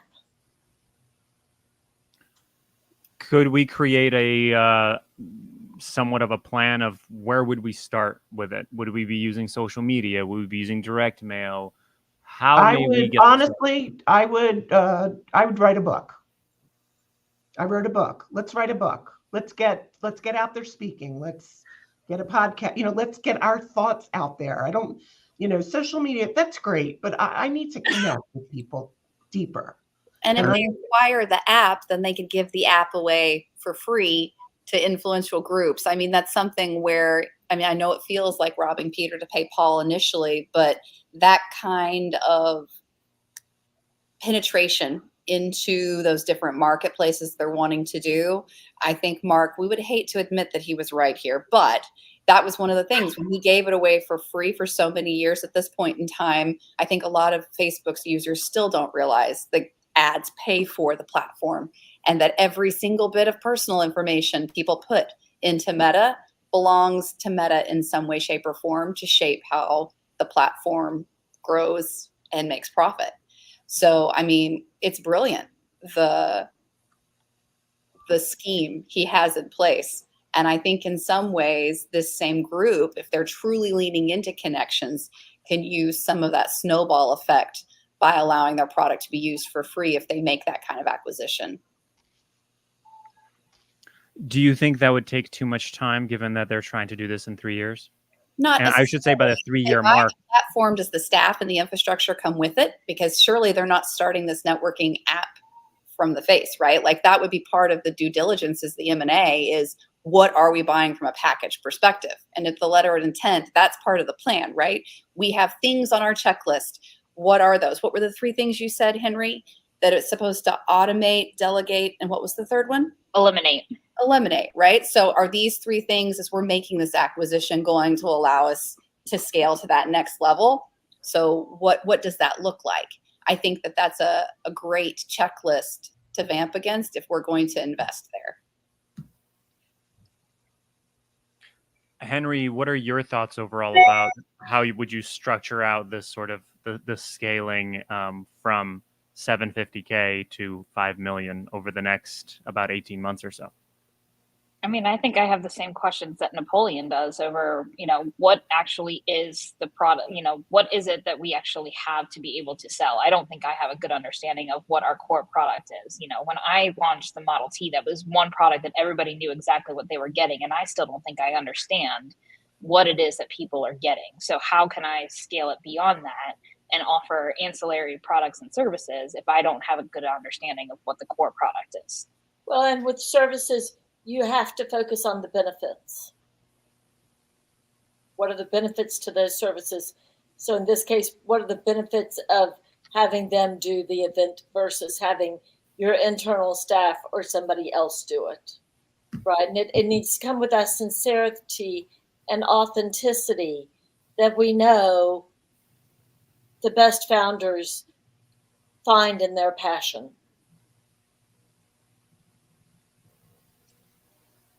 Okay. If we are thinking from just the idea of creating events that are more so corporate, let's say retreats that really foster that connection of teammates, because the husband and wife really care about the connection part, and corporate is their biggest client base. They are looking to create these events that are definitely not digital because they care so much about the in-person aspect of it. They can market it digitally, but they want to make it in person. They don't want to make it local to the community. They really want these to be further fly away because they care so much about getting at least 4 or more hours away from where these people work, where they are, because it really puts you into this new mindset. Would this change the trajectory of what you would see they would do over the next year and a half? Well, I think if they're planning on going that route, they will definitely have to charge more for their services, because you're talking about travel, accommodations. If you're doing a full, say, CEO or VIP experience package, which that will help them scale because they'll be able to charge more and have a reason why. You're going to these remote locations. It's going to be a more intimate, community-based, which, people are looking for smaller, more community-based type events. And so if they can make their niche in that, it will set them apart from the other corporate events that are happening. And you can focus more towards the C-suite. And those are the ones that are going to have the money that they're looking for. Again, you want to be able to build their brand and be able to get something that goes viral so they can get in those clients. But if you can start with do one of those events and then be able to market it digitally and use, video, audio, and be able to put that on all the platforms from there, it will build the FOMO, whichever one's looking for. They're going to feel like they're missing out. And that's what we want to get. We want to get that feeling where they're like, man, I want to go to that next one. That will build them. They'll be able to scale. They'll be able to bring up those costs, which was what they need to do. And then they'll be able to put it back into that business. They'll be able to pay their people more. It's going to get more productivity. And I think that's a good idea on trying to get this thing going here.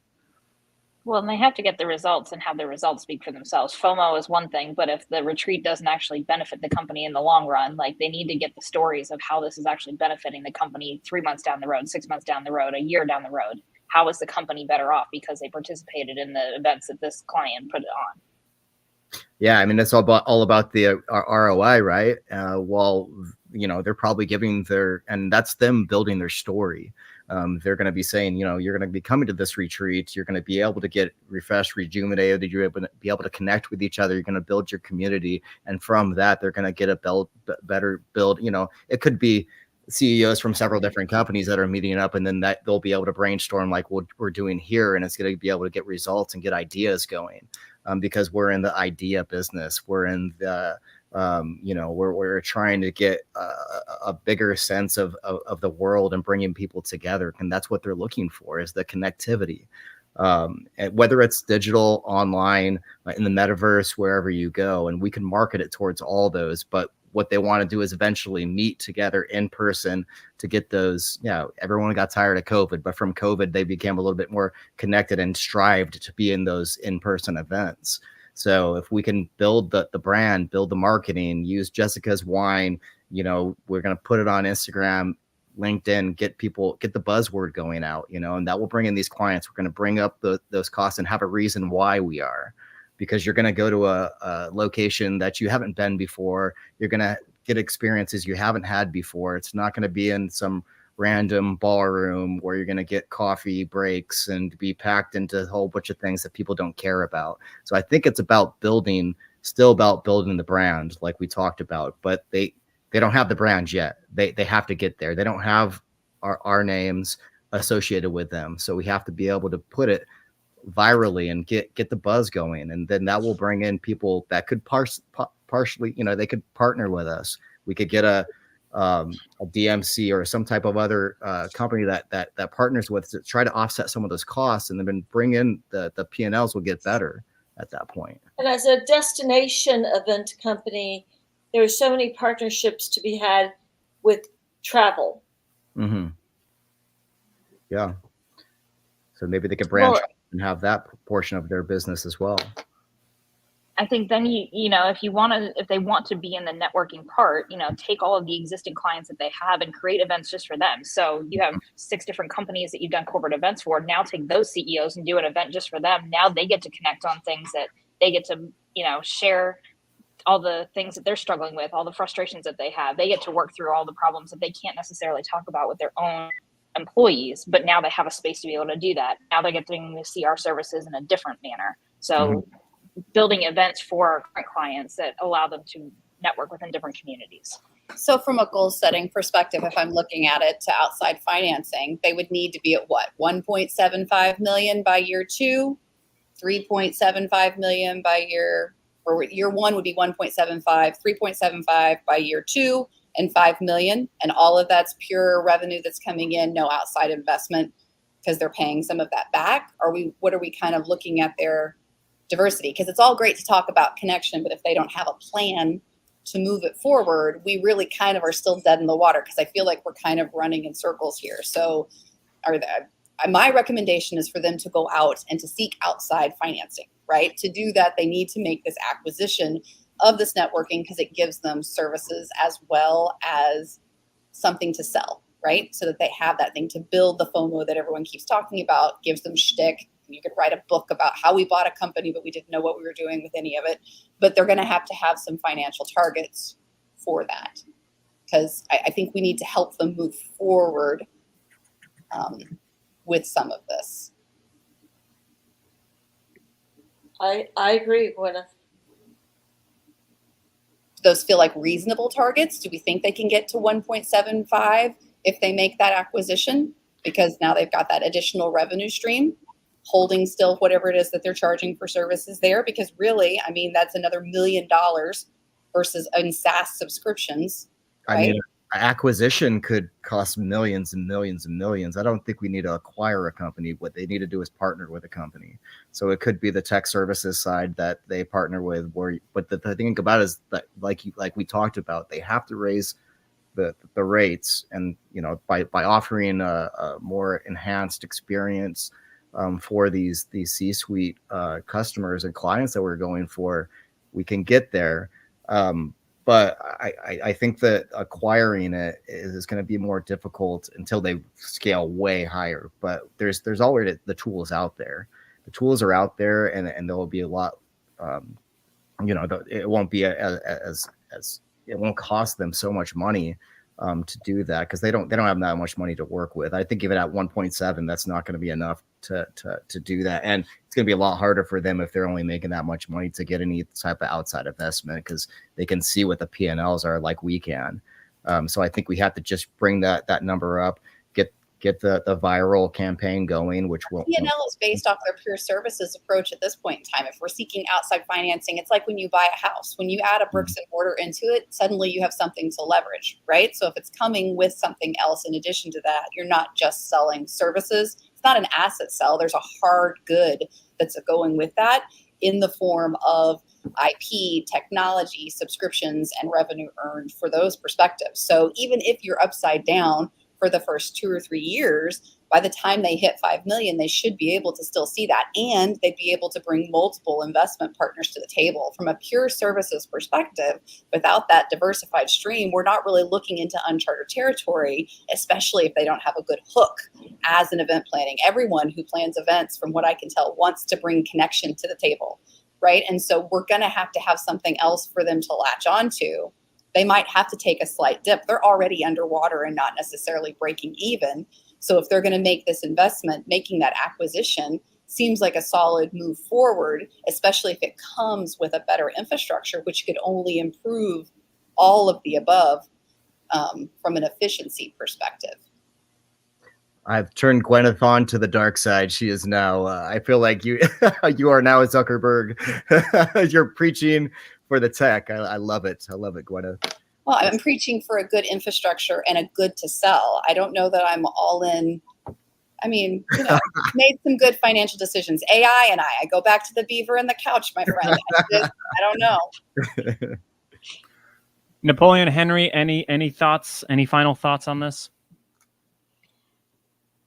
I think the technology does not support what the core of the business is, and I'm very much of the sticking with your core product. If there is another service that mirrors what our core product offering is, then I'm in favor of it. But I'm not sure that exact technology is what is going to get us to where we need to go.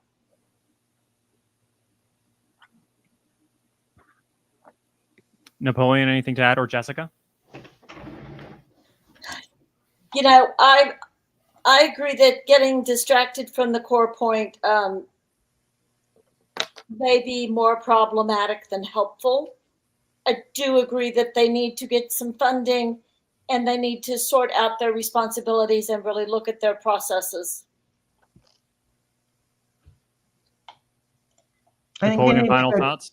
Yeah, no, again, I'm going to go back to that, the whole, where are they coming from and what do they really want to achieve? Do they want to buy another company and sell these things, or do they really want to just plan events? I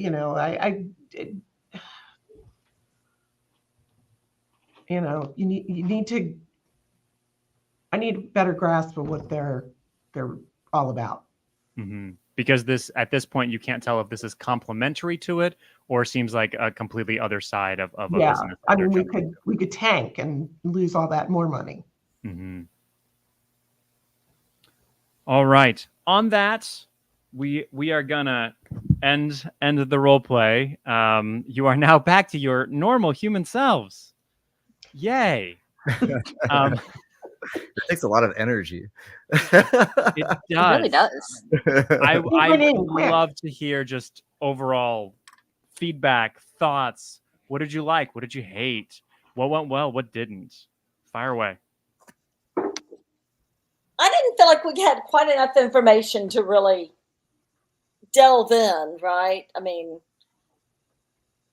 like for the extra funding or, whether maybe, when you've got that small of a company, maybe it's a mismatch of personalities, or maybe they're all too much alike. But so there were some missing pieces of information I would like to have had. From the more human side of things. Yeah, I think more like maybe like brief, like profile, like snapshots of each of the that's what I felt like I was missing. Yeah, so we could kind of get drives them. I mean, I don't know if it necessarily needs to be like a picture, but kind of just describing them a little bit more. Because I do, we do see the money and all that, but maybe a little bit better idea on the scope of their business as well. Kind of like they do it in Harvard Business Review, where it's like, it's the case study method from MBA school, right? That's the reason they Yeah. teach like that, where Yeah. it's like Yeah. it's maybe a page and a half, 2 pages, but usually there's a short P&L and there's the background information. Like what we were given for our character development, I feel like we need that for the company. Mm-hmm. I did enjoy it. It's definitely it does take a lot to to get into those roles and try to think through it. And then just working with each other to try to come to a solution. You can kind of see like the back ends of how these companies, you know, would somewhat work on what they're trying to do. So I think it's a good role playing exercise. Yeah, I also think that, you know, how much you know about that founder and how deeply you connect with them. You know, like I probably didn't really know enough about Jessica Alba. You did pretty good though. I could say that. I was told I was Napoleon Hill 3 minutes before we went live. Right. Well, I was going to be Gwyneth. I typed it in. I could have been Jessica. But I you could were say- such a good yeah. Gwyneth. But I don't think that Oh people my God. watching. I think that know. there should be more roles available. So, like you know, women or people of diversity. I think it would help because I think you'll get a bigger draw to it. You know, because you know if there's four men and you have I'm the minority here, but they don't have too many choices to be a woman or be someone else out of the aspect of that. You know. Fair. Right, especially Yeah, historically. I think I definitely latched onto one very niche aspect of my character, and I mean maybe that helped a little bit to be able to offer very specific feedback in the role, but at the same point in time, not knowing a lot of quotes or just demeanor, I think changes how you bring that character into this kind of activity. Plus, also doing a little bit more research into it. Henry Ford was a notorious, hated Jews, didn't like diversity. Like, I mean, just thinking about a lot of that. Like, that's not necessarily something I think you want to embody on camera. And maybe that's the nasty parts of those personalities. If we're bringing up Elon Musk, but like, that's really an interesting bag to carry, especially not knowing who's going to consume this. And so those kind of snippets can be taken out of context. For that, it's all fun and games for me to make beaver jokes all day long because everyone who knows me, I occasionally do that in person. So like, I mean, but it's something else to be making anti-Semitic comments in an internet sense. I mean, more power to you to be able to get all of us together for 2 hours to do something like this. I can say that's difficult these time of days because I can barely get someone on the phone to answer my call or do a Zoom half the time. So it's pretty interesting that you're able to pull something together like that. Fair. Let me throw this to you because I asked this last time to the previous group. It's very interesting to me. The two groups so vastly different. You guys went so much more into the detail than the previous group ever did. They were thinking all completely huge, giant. Well, partly you were given the reasonable thing of saying you can't use all your funds because I'm sure that some of the solutions you would come up with is just throw 10 million at them and it'll be fine. If you were to come and do this and we mocked up a business for your business, and you were able to input all the information and give all of these details and then have 4 or 5 people that are brainstorming through this from the role-playing side. Beneficial? Not sure. Definitely not. What are your thoughts? Specifically inside the events industry? No, it could be absolutely anything. Any business we could go through this with. If I'm applying it to my own business, because the consulting, I mean, like for that, like the questions you asked on the frame of your PowerPoint were the right ones, but there was not enough detail. And frankly, having celebrity investors is really pointless if I'm looking at it from that because they don't know necessarily enough about it. I would want more expert with that because it provides credibility and more importantly, it provides investment networking capabilities depending on what you're searching to grow for. Like if I'm working inside the events industry space, looking at that niche and figuring out how I'm going to scale, I need somebody to tell me is, going from 750 in revenue to 5 million, real, not real. And if you don't know enough about the space that you're advising against, those questions you have are a great blueprint, but they're very broad and generalized and are not going to be able to accurately help a new founder scale appropriately. That it's kind of like what I really like about the Goldman Sachs MBA approach. They come in and like the workbook that goes into it, like there's a real, and they partner you with. Did you do Goldman Sachs? I haven't, but when I went through my I did. MBA program, we had like one of my advisors was a mentor. And so she brought elements of it and like that, both that, and then there's a couple of See Her grant programs that work very similar.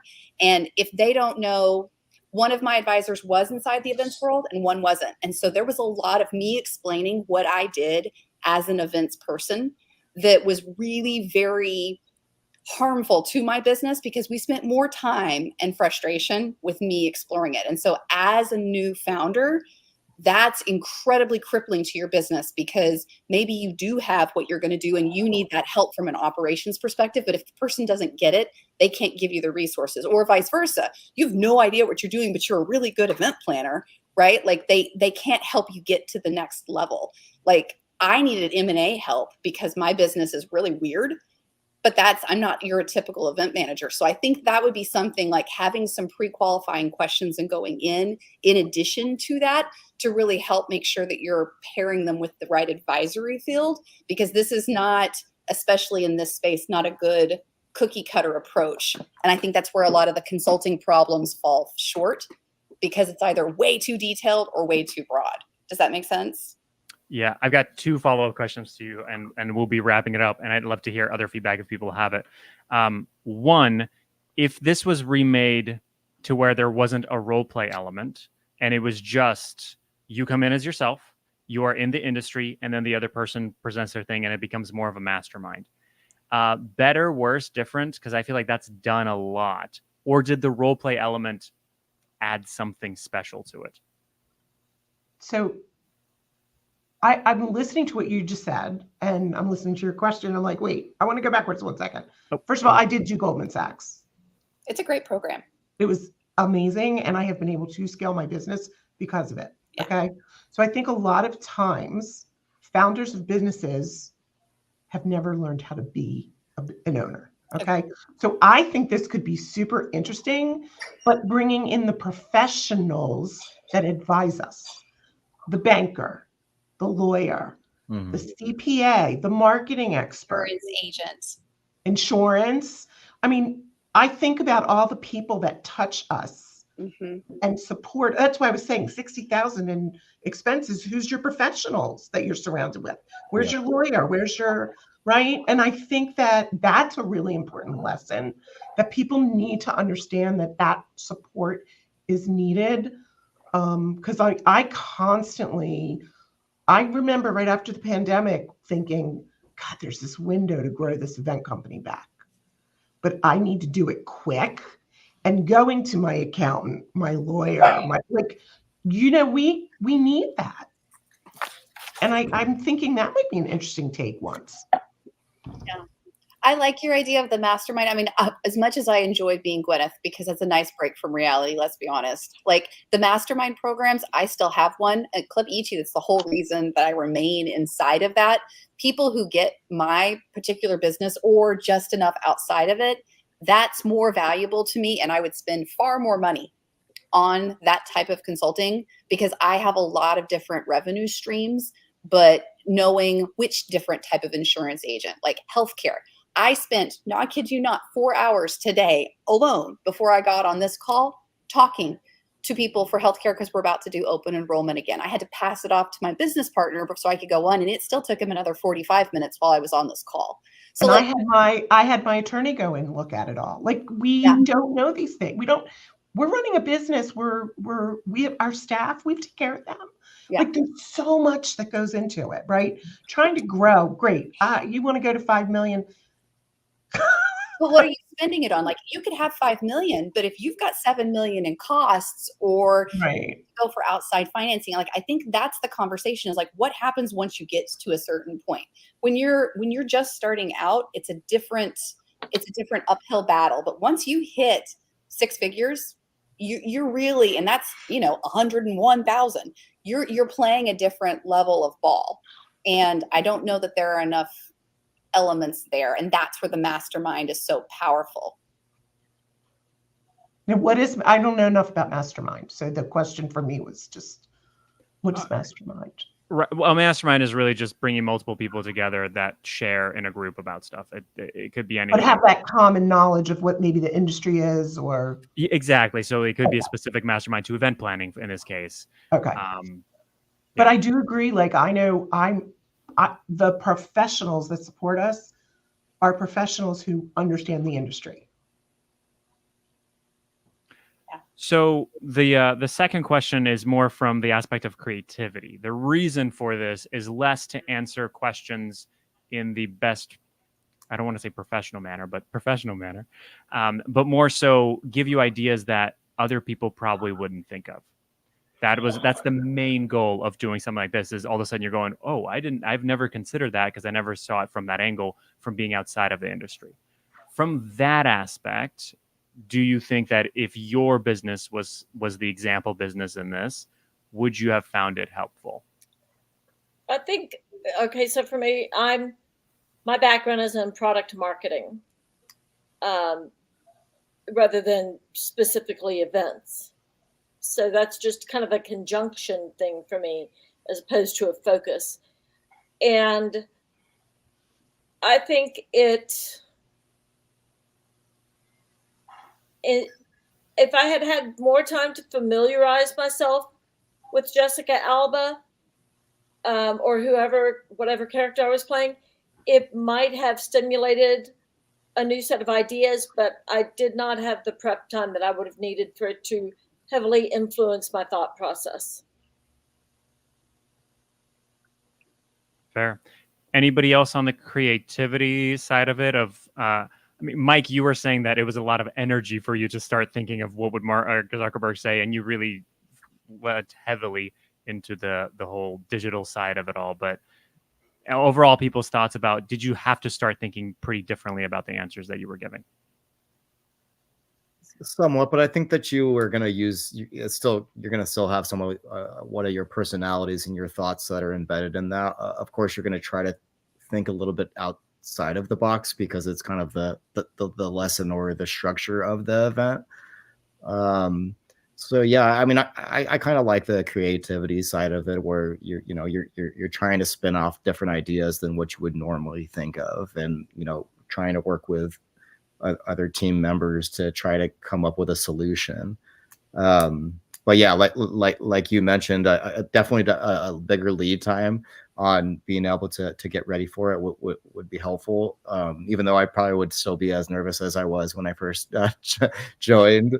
But I think once you get into the lesson of it, or the role playing, you kind of open up a little bit, and it becomes a little bit more fluid. But yeah, just getting more information on the company that we're evaluating would be helpful. And if you're going to have us role play, the questions that you had as part of the structured dialogue, it's very difficult to say, provide a detailed plan, right? I mean, if we're going to do something like that, giving a little bit more, like there were certain questions that were like, it was almost asking for granular sets where it was very blue sky as well as very detailed. And so I think in some ways I felt a little schizophrenic with coming here and there to kind of go back. And if I'm embodying the character, it's like, where do you weigh in? But also, how do you provide the valuable feedback? Because some of those questions, that's not a 2-hour conversation. I think I would limit the number of questions so that you can really allow for good conversation with some facilitation. I think that's one of the things I felt was a little lacking in some of it. Not that the facilitation wasn't there, but when Liz chimed in and was like, they're getting here, let's elevate and kind of move into it. Like the questions were more granular around certain aspects. So we were responding in some ways for that versus like this bigger big sky piece. And because we didn't have details about here, we naturally glommed on to something. At least I naturally glommed onto that. So I think that's kind of this, like if I'm going to do it, like you say, provide me a detailed plan and I want to break out an Excel spreadsheet and compare it to your balance sheet. Like that's just my nature, probably not Gwyneth's, but that's how that's going to help you. Because if you are going after investments, if you're making an acquisition or whatever, some of the things that were posited, that's not something that happens in a 2-hour brainstorm.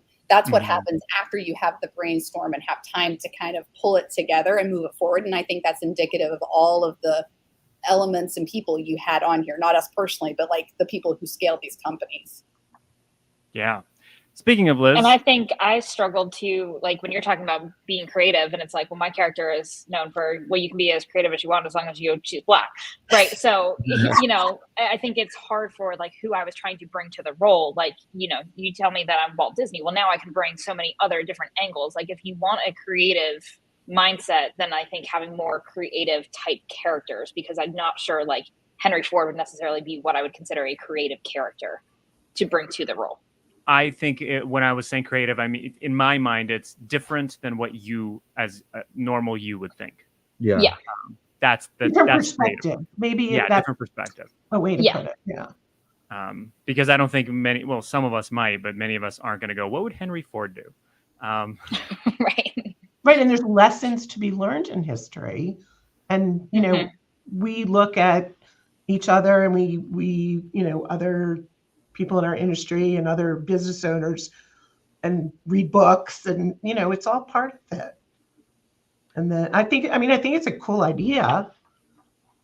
Yeah. So I was uncomfortable in my role, but You did a great job talking about it, though. I really liked how you brought it back to mindset, because I think mental health, like when I watched The Bear, that was the chef. Like, there's a couple of episodes I really enjoy how much it talks about the drain financially, emotionally. Like, they tackle so many things about entrepreneurship in that show. And yes, it's about food, but like the underlying elements of that show are exactly what it's like to be an entrepreneur, no matter if you work in hospitality or something else. And I don't know that there's many other things out there that show it like that, because they always talk about doing well and being success. There's a very positive aspect to entrepreneurship. No one talks about the first time you get sued, or if you have to go bankrupt, or like when you bought the wrong insurance because you didn't know you were supposed to have that kind of insurance, or the type 1 and type 2 suppression needed. Like, some of these really difficult conversations. or you took a client you never should have. Yeah, right. That's never happened.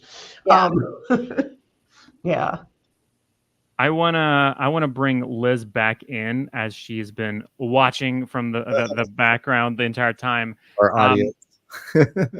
You at least had an audience. And Rebel. Liz, thoughts? What were your feelings overall? I think definitely what I've gotten out of it is a whole lot more structure, especially in the pre part of it, and letting it be a little bit less nebulous.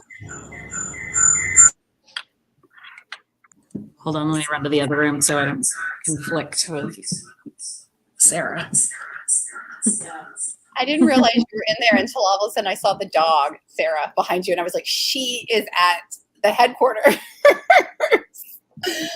What'd you say, Lindsay? I didn't realize she was there with you until I saw Rebel. And I was like, oh, that's why she keeps having the noise.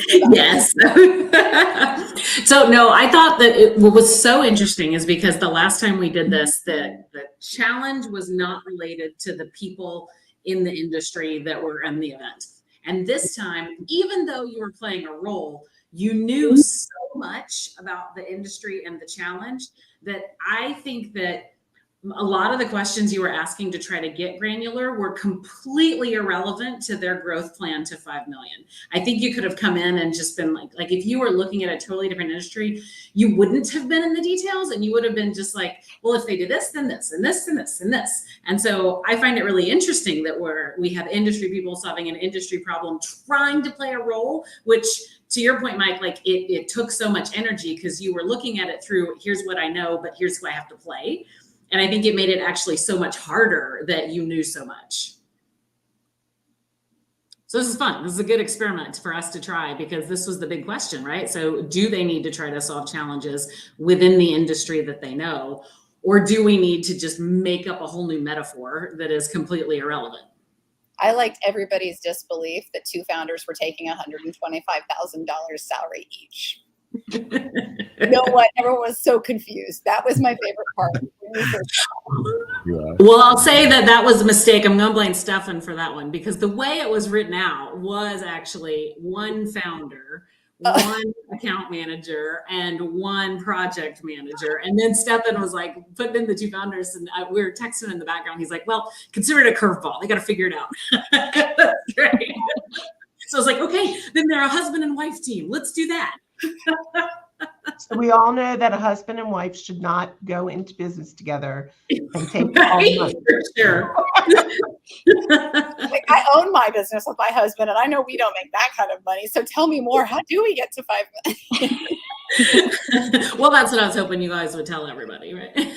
I don't think any of us know. I know that we're 6 minutes over time. I want to be respectful of you, but we already took 2 hours of your life. Thank you so much for doing this with us. And if you want to jump in again as we keep evolving, we'll let you know other opportunities. But I know it was a lot. But thank you. This was really fun, Liz. I was thinking about this activity for something else, so it was fun to actually see it carried out. Yeah. Well, I hope that you're able to use it. Now you know what kind of structure to put in place so that it works out really well. And Stefan's amazing at making up like how this stuff should flow. So reach out to him and I can connect you if you'd like, but it's awesome. You bring such interesting people together, Liz. Liz, it was good to see you again. You made a great winner. Thanks, guys. I gotta jump on. Thanks, everybody. Thank you, everybody. Bye. Thank you. Cheers.